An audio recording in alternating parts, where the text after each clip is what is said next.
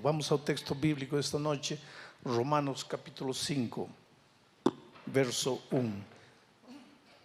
Diz assim: sendo, pois, justificados pela fé, temos paz com Deus, por nosso Senhor Jesus Cristo.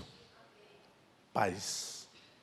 A palavra-chave neste texto, depois da fonte de tudo bom que é Cristo Jesus, a palavra-chave é paz. Paz. O que Paulo está dizendo aqui é o seguinte: quando você vai a Jesus, quando você se entrega a Jesus, a primeira coisa que Jesus te dá é paz. Paz. Interessante. Se você está doente e você vem à igreja e você se entrega a Jesus, a primeira coisa que Jesus te dá não é saúde, é paz. Se você está endividado até o pescoço, não sabe como saldar suas dívidas, e você vem à igreja e se entrega a Jesus, a primeira coisa que Jesus te dá não é 20.000 reais caindo dos céus, é paz. Se você está sem emprego e você se entrega a Jesus, a primeira coisa que Jesus te dá não é emprego, é paz. Se teu casamento está destruído ou semi-destruído e você se entrega a Jesus, a primeira coisa que Jesus te dá é paz. Se teu filho está nas drogas ou está em caminhos errados, se autodestruindo e fazendo você sofrer, e você vem uma noite como esta para a igreja e se entrega a Jesus, a primeira coisa que Jesus faz não é tirar teu filho das drogas, é colocar paz em teu coração. Por quê? Acaso Deus não sabe os dramas que vivemos? Acaso Deus não conhece as circunstâncias difíceis que nos envolvem? Acaso Jesus não está interessado em entrar na tua vida e colocar as coisas em ordem? Claro que sim. Eu já disse ontem, já disse muito, você é a coisa mais preciosa, mais linda que Deus tem nesta vida. Deus te ama. O que mais Deus quer é ver você feliz, com a família feliz, com saúde emocional, com saúde mental, com saúde física. O que mais Deus quer é que você realize seus sonhos, que você envelheça vendo seus filhos, seus netos felizes, prósperos, encaminhados. Deus quer ajudar você. Então, por que não tira teu filho das drogas? Então, por que não arruma os problemas familiares? Então, por que não te ajuda a sair das dívidas? Então, por que não te dá um bom emprego? Ah, não, querido, não estou dizendo que Deus não pode entrar nessas áreas. O que estou dizendo é que o primeiro que Deus te dá é a paz. E por que paz? Por um simples motivo. Quando o ser humano se distanciou de Deus, separou-se de Deus, a primeira coisa que o inimigo colocou em seu coração foi o medo. Medo, contrário da paz. Você sabe que antes de Adão e Eva caírem no pecado, não existia medo. Não existia medo. O medo surgiu, apareceu no momento em que eles se afastaram de Deus e caíram no pecado. A primeira coisa que o inimigo colocou, o primeiro sentimento negativo que colocou no coração de Adão e Eva foi o medo, como dizendo assim: se eu colocar medo, já não preciso fazer mais nada. O medo sozinho vai se encarregar de destruir a vida destes dois. E é isso que acontece. O medo é a origem de todos os nossos problemas. Se você está endividado, o problema é o medo. Se você está sem emprego, o problema é o medo. Se teu filho está nas drogas, o problema é o medo. E agora eu sei que você vai discutir, vai dizer: pastor, não é assim. Mas infelizmente é assim. E vou mostrar tudo isso ao longo da mensagem desta noite. Por isso, porque quando você se afastou de Deus, a primeira coisa que o inimigo colocou em seu coração é medo, para que o medo se encarregasse de destruir tua vida por completo.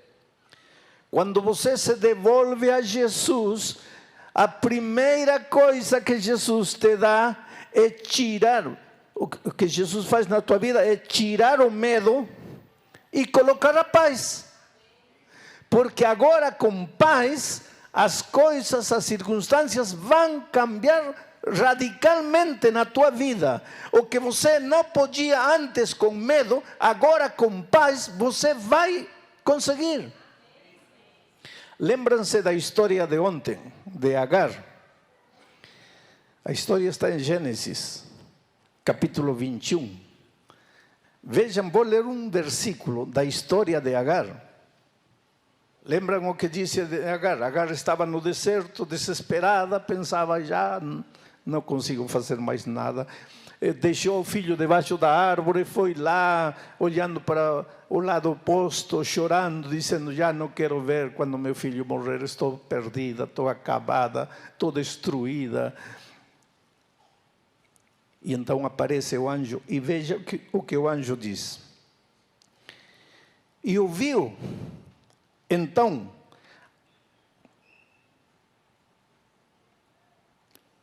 o versículo 17. E ouviu Deus a voz do menino, e bradou o anjo de Deus a Agar, desde os céus, e disse-lhe, que tens, Agar? Não temas, não tenhas medo, não temas, porque Deus ouviu a voz do rapaz desde onde ele está. Não tenhas medo. A primeira coisa que o anjo disse para Agar, quando estava ela aqui, no chão, destruída, acabada, perdida, não tem saída, agora só a morte, não quero ver que meu filho morra. E imagina que teu filho pode estar morrendo de sede, ou morrendo nas drogas, ou morrendo na promiscuidade, destruído, e chega um momento em que você diz, não tem mais que fazer por ele, acabou tudo para mim. E nesse momento o anjo de Deus aparece e diz, não tenhas medo. Teu problema não é que teu filho está nas drogas, teu problema é que teu coração está cheio de medo. Teu problema não é que não tem emprego, não é a crise, teu problema é que teu coração está cheio de medo. Não tenha medo. E então a mão poderosa de Deus arrancou o medo do coração de Agar e colocou a paz. E agora, quando Agar se levantou com paz, seus olhos se abriram e ela viu que o poço estava aí. A saída estava aí. A solução estava aí. Só que ela, com medo, não enxergava a saída. Isso é o terrível, o cruel que o medo tem. Te cega. Te faz afogar num copo de água. Te leva para o desespero. A saída para o drama que você está vivendo está aí, mas você não enxerga. E não vai enxergá-lo enquanto, não vai enxergar a saída enquanto o medo dominar teu coração. Por isso, quando você vai a Jesus, a primeira coisa que ele faz é arranca o medo de teu coração e coloca paz. Paz. Como é que o medo destrói tua vida? Eu não sou psicólogo, mas eu vou falar do medo não desde o ponto de vista psicológico, mas desde o ponto de vista teológico. Deus criou você como uma unidade que não se pode separar. As tuas faculdades físicas formam teu corpo. As tuas faculdades mentais formam tuas ideias, teus pensamentos, tuas faculdades emocionais, teus sentimentos. Você é um ser espiritual. Você é um ser completo. Não tem como você querer ser apenas físico, biológico, não. Os animais podem ser, você não, você é ser humano. E mesmo você não querendo, querido, você é um ser espiritual. Outro dia alguém disse para mim: pastor, eu não sou espiritual porque eu não acredito em Deus. O fato de você não acreditar em Deus não quer dizer que você deixa de ser um ser espiritual. Sim, mas eu não acredito em Deus. Está bem, pode não acreditar em Deus. Vou te fazer uma ilustração. Você é um ser físico, biológico. Mas você não acredita na fome. Tudo bem, você pode não acreditar, mas quando chega a hora de comer, vai procurar comida. Mas você não acredita na fome, mas vai comer. Mas você pode escrever 50.000 livros dizendo que a fome não existe, mas vai comer. Você pode gritar, proclamar aos quatro ventos que a fome não existe, vai comer. Porque isso não depende de você, não depende do que você acredita. Você é um ser físico, biológico. Aceite ou não aceite, é assim Deus te criou. A mesma coisa acontece. Você é um ser espiritual. Não acredito. Pode gritar que não acredita. Pode escrever livros dizendo que não acredita. Mas teu coração sente falta de Deus. Você nunca vai ser completo sem Deus. Agora, o que faz da vida uma vida com sentido? Para ter uma vida completa, uma vida com sentido, você tem que estar no Deus da vida. E Jesus Cristo disse: eu sou o caminho, a verdade e a vida. Jesus é a vida. Quando você está em Cristo, a tua vida está completa, está íntegra. As faculdades mentais, físicas, espirituais, todas juntas. Você em harmonia. Então tudo que você realiza com seu ser inteiro. E tudo que tuas mãos tocam prospera, progrede. Mas o que acontece quando você se afasta do Senhor da vida?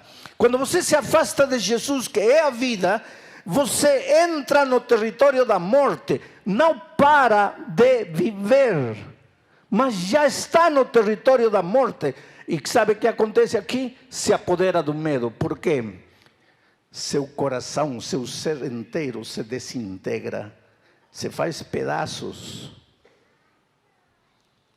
E aí você não pode enfrentar os dramas da vida. Aí você não tem mais condições de enfrentar as circunstâncias da vida. Aí você se esconde. Lembra o que aconteceu com Adão e Eva quando pecaram? Se esconderam. Por que se esconderam? Porque tive medo, disse Adão.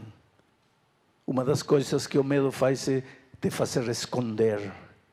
Esconder da vida. Esconder da realidade, esconder de ti mesmo. Adão e Eva se esconderam detrás de uma árvore. Às vezes você inventa o orgulho, a soberbia para se esconder por trás daquela roupagem de orgulho, de soberbia. Existe um menino trêmulo, destruído pelo pecado, com medo de vencer, medo de viver. Você grita, mas por trás desse grito há uma criança chorando, desesperada, com medo. Você compra, e por trás desse compra, há uma criança que não sabe como preencher o vazio do coração humano. E você não percebe. Então aqui você joga a culpa na esposa, no esposo, no filho, na situação política, na situação financeira do país, na crise. Joga a culpa no vizinho, joga a culpa nos pais que não te amaram, que não te ajudaram. Joga a culpa no irmão, joga a culpa em todo mundo. E finalmente joga a culpa em si mesmo. E então você acha que o único que você merece é morrer e pegar um revólver e se dar um tiro. Muita gente termina assim. Agora, a vida é tão simples. Porque em lugar de estar se escondendo, se defendendo, através do orgulho, da mentira, de projetar uma falsa imagem, se em lugar de fazer essas coisas, você reconhecesse que precisa de Jesus e voltasse a Jesus, ao chegar a Cristo, encontraria o sentido da vida. Quando você vai a Jesus, Jesus recolhe os pedacinhos de sua personalidade, das suas emoções destruídas, e vai juntando os cacos e fazendo você um ser vivo, pleno, com sentido de novo. Por isso que a Bíblia é um permanente livro de convite. Hoje é o dia de boa nova. Hoje é o dia de salvação. Quando você se entrega a Jesus, as circunstâncias não mudam. Você está enfermo. Você se entrega a Jesus. Não quer dizer que no dia seguinte você está curado. Mas quando você se entrega a Jesus, no dia seguinte deixa de ter medo. E enfrenta a enfermidade, não com a atitude do derrotado, abandonado, injustiçado, mas com a atitude do vencedor em Cristo. Porque você sabe que aconteça o que acontecer, a tua vida está nas mãos de Jesus. Tem outra coisa. Quer outro exemplo bíblico disso? Pedro. Lembra a noite em que Pedro estava no mar de Galileia, tormenta, chuva, trovão, escuridão, água entrando no barco. E Pedro pensava: estou acabado, estou perdido, vou morrer, vou me afundar. E naquele momento aparece Jesus. E sabe, a primeira coisa que Jesus disse: sou eu, não tenhais medo. Quer dizer, o problema dos discípulos aquela noite no mar de Galileia não era a tempestade, não era a escuridão, não era a tormenta, não eram as ondas gigantescas. Tudo isso existia, mas isso não era o problema. O problema era o medo do coração. E quando Jesus chegou, ele não acalmou a tempestade. Ele acalmou a tempestade em outras circunstâncias, mas naquela ocasião não. Ele não acalmou a tempestade. O que fez? Tirou o medo do coração de Pedro. E quando Jesus colocou a paz, esse covarde Pedro, que um minuto antes estava chorando, desesperado: vou morrer, acabou, já não posso mais, estou perdido, estou destruído. Quando o medo saiu do coração e entrou a paz, ele se levantou como um gigante e disse: Senhor, faz que eu caminhe por encima da água. E Jesus lhe disse: agora você pode, Pedro. Agora você já não tem medo. Agora teu coração está cheio de paz. E aquele Pedro começa a pisar em cima da água. Havia tormenta? Sim. Mas que importa a tormenta, se agora teu coração está cheio de paz? Havia escuridão? Claro que sim. Mas que importa a escuridão, se teu coração está cheio de paz? Oh querido, às vezes nós os cristãos queremos soluções instantâneas, miraculosas de parte de Deus. Mas Deus quer solucionar teus dramas, primeiro curando teu medo, enchendo teu coração de paz. E agora, o melhor instrumento para resolver teus problemas vai ser você mesmo, mas você cheio de paz. Porque você com medo é um derrotado, é um fracassado. Vai viver sempre uma vida mentirosa, uma vida inventada por você, uma vida que não existe, escondendo-se de tudo. Mas quando você tem paz no coração, você se mostra. Você encara a vida com atitude vitoriosa. E Deus tem sonhos fantásticos para você. Sabe que ao longo da minha vida, eu encontro pessoas... Eu faço evangelismo no mundo, sabe? Em diferentes países, em diferentes circunstâncias. Encontro gente pobre, acabada, destruída pela vida, marginais, delinquentes, prostitutas, gente que não sabe o que fazer, não sabe para onde ir. Mas também encontro gente extraordinária, cidadãos de respeito, de posição social elevada, de posição financeira extraordinária, gente que aparentemente não faltaria nada na vida deles, e no entanto, os primeiros e os segundos, em algum momento da vida, dizem: Senhor, eu preciso de Jesus, meu coração está vazio, minha vida não tem sentido, não sei o que fazer. O fato de você estar presente esta noite não é apenas a cortesia que você demonstrou com um amigo que te convidou para vir à igreja. O fato de você estar presente nesta noite é que teu coração está buscando. E teu coração seguirá buscando a vida toda. E essa búsqueda chegará ao fim quando você finalmente se entregar a Jesus. Então não terá mais que correr. Então não terá mais por que se esconder. Então não terá mais por que temer. Porque Jesus terá concedido para você a paz que te capacita para viver uma dimensão da vida que talvez até hoje você não conhece. Eu conheci há muitos anos atrás o dono de uma fábrica de farinha, um homem cheio de dinheiro, mas um homem vazio, prepotente, soberbio, orgulhoso. O dinheiro que pode ser uma bênção nas mãos de aqueles que temem a Deus, torna-se uma maldição nas mãos de aqueles que não têm o temor de Deus. O dinheiro às vezes é usado para explorar, para abusar, para controlar a vida das pessoas. E este homem usava o dinheiro dessa maneira. Gritava. Podia pagar o salário, sexta-feira, às 4 da tarde, não pagava. Uma fila enorme de gente esperando o salário. Por que não paga? Porque no fundo o que ele queria é ver aquela fila enorme de gente dependendo dele. Crueldade.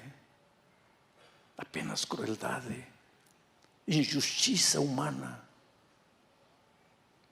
Foi enlouquecendo, até que um dia tiveram que levar ele para o hospício, louco. Depois de um tempo saiu do hospício, ficou em casa, ainda aéreo. Ficava andando pela rua, todo ido assim. Não tinha noção da vida, da realidade.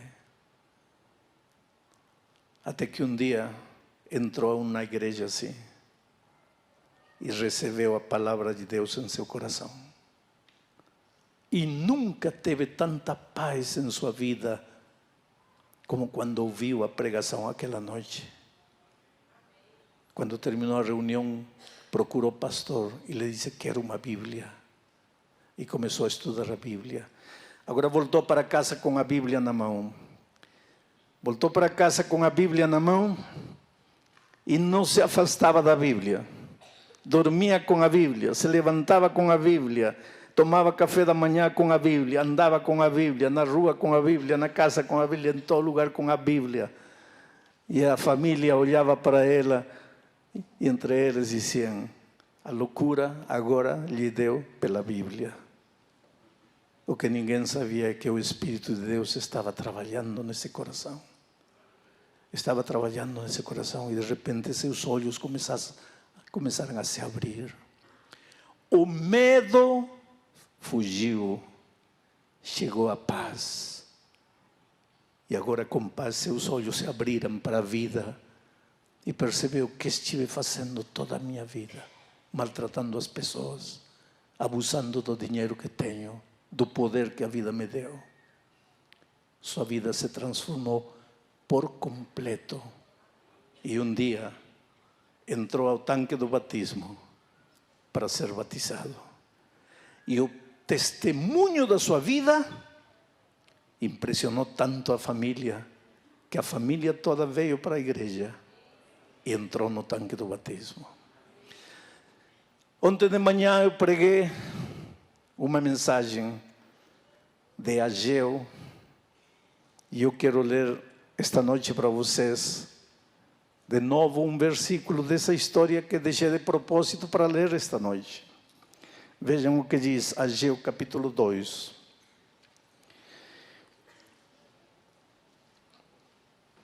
Versículo 7. E farei tremer todas as nações, e virá o desejado de todas as nações, e encherei esta casa de glória, diz o Senhor dos Exércitos.